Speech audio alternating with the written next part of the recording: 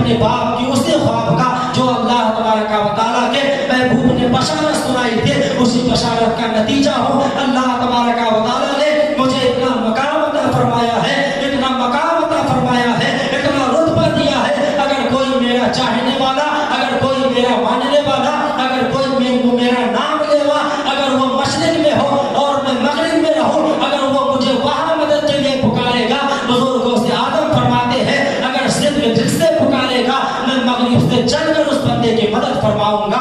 اتنا مقام بزرگوں سے آدم کو اللہ تبارک و تعالیٰ نے عطا فرمایا ہے. اور حضور غوث آدم کا مقام ولیوں میں ایسے ہے جیسے نبیوں میں میرے آقا کا مقام ہے. اور حضور غوث آدم رضی اللہ تعالیٰ عنہ امام حسن کے بدل ہے, اس لیے کہ امام جعفر صادق, بس آخری بات کیونکہ ٹائم بھی ہو چکا ہے, امام جعفر صادق رضی اللہ تعالیٰ عنہ وہ فرماتے ہیں 11 رجب کی تاریخ تھی, سن 140 ہجری تھی اور جمعہ کی شب تھی. میں درود شریف کا ورد کرتے اور رات کا وقت کافی حصہ گزر جاتا ہے, مجھے اچانک سے نیند آ جاتی ہے. جب نیند کا غلبہ ہوتا ہے میں کیا دیکھتا ہوں, حضرت امام جعفر صادق فرماتے ہیں کہ جب مجھ پر نیند کا غلبہ ہوتا ہے میں نے اپنے آپ کو ایک نکوتک صحرا میں پایا, ایک بڑے منور باغ میں پایا. اس باغ میں ٹہلنے لگا, اچانک سے نبی کے صحابی حضرت انس آتے ہیں اور آ کر کے میرے ہاتھ کو پکڑا اور پکڑ کر کے کہا اے جعفر صادق, چند نبی یہ دو عالم تیرا انتظار کر رہے ہیں.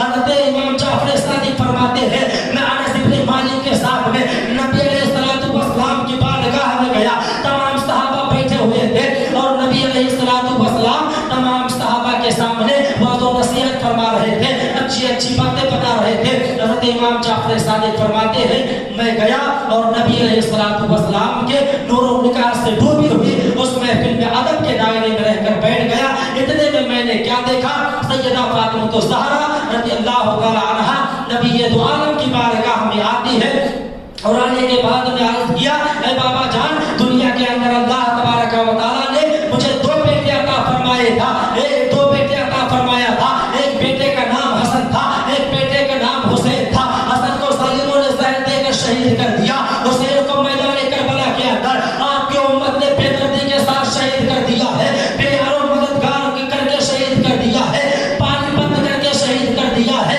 کانا بند کر کے شہید کر دیا ہے. اے ابا جان, اللہ نے مجھے 2 پھول دنیا کے اندر عطا فرمایا تھا, ایک کا نام حسن تھا, ایک کا نام حسین تھا. میرے بیٹے حسن کو شہید کر دیا گیا, میرے بیٹے حسین کو بھی میدان کربلا میں بے دردی کے بعد شہید کر دیا گیا ہے. اے یا رسول اللہ, میں کچھ نہیں چاہتی ہو مگر میری اتنی خواہش ہے میں دنیا کے اندر اپنے ان دونوں بیٹوں کا بدل چاہتی ہوں, ان دونوں بیٹوں کا نیمل بدل چاہتی ہوں. میرے آقا علیہ الصلوۃ والسلام کے دیوانوں سنو, حضرت امام جعفر صادق فرماتے ہیں جب حضرت فاطمہ نے اتنا عرض کیا جیسے یہ عرض کرنا ہوتا ہے, اچانک سے 2 روحیں آتی ہے. ایک روح آ کر کے نبی کے بائیں زانوں پہ بیٹھتی ہے, دوسری روح آ کر کے نبی کے دائیں زانوں پہ بیٹھتی ہے. سیدہ فاطمہ عرض کرتی ہے اے آقا, مجھے اپنے دونوں بیٹوں کا بدل چاہیے, انہیں اپنے دونوں بیٹوں کا کوئی ایک چاہیے. عزیزان ملت اسلامیہ, 2 روحیں آتی ہے, ایک آ کر کے بائیں زانوں پہ بیٹھتی ہے, دوسری آ کر کے دائیں زانوں پہ بیٹھتی ہے.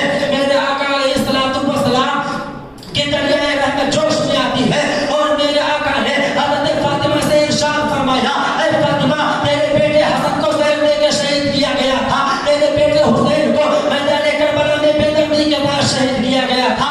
اللہ تبارک و تعالیٰ نے تیری دعا قبول فرما لی ہے اور تیرے دونوں بیٹوں کا نیمل بدل اللہ نے دنیا کے اندر عطا فرما دیا ہے.